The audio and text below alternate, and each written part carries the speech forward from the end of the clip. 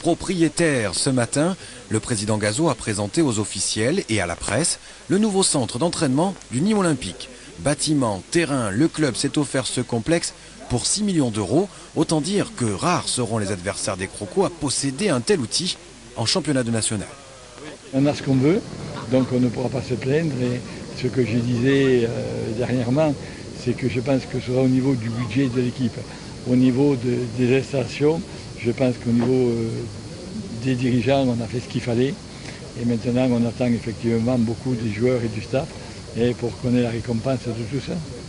Le message envoyé est clair, remontée obligatoire, car si le club restait en national, il perdrait son statut professionnel. La pression est donc monstre. Simplement, Nîmes a une équipe de Ligue 2 avec un centre à 6 millions d'euros en championnat national. Je dirais humblement que peut-être que notre principale concurrence c'est nous-mêmes. C'est-à-dire se dire qu'il y a un objectif qui est important, mais qui est réalisable. Et il ne peut se réaliser que si tout le monde s'investit et tout le monde emmène le public. C'est à nous de les emmener vers l'avant. Et je crois que si on a compris ça, je pense qu'on sera heureux d'être au Nîmes Olympique et on va passer une belle saison. Une entame un peu gâchée ce matin par l'absence inexpliquée de l'attaquant David Gigliotti. Rien n'est jamais simple chez les Crocos.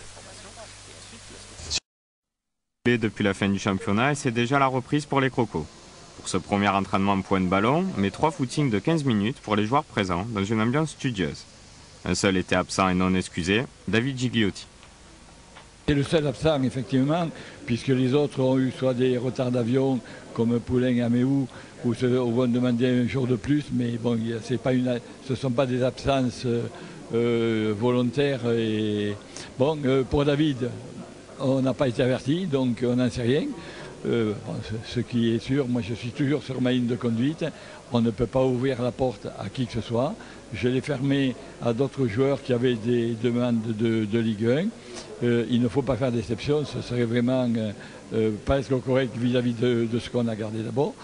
Donc bon, peut-être que Gigliotti a une autre excuse. Moi, il ne m'a jamais dit qu'il ne voulait pas continuer à jouer à national. Un début de saison somme toute classique pour un club de football, avec la remise des équipements et des moments qui permettaient de se retrouver ou de faire connaissance pour les nouveaux venus. Mais c'était aussi l'occasion pour Thierry Froger de présenter le nouvel effectif.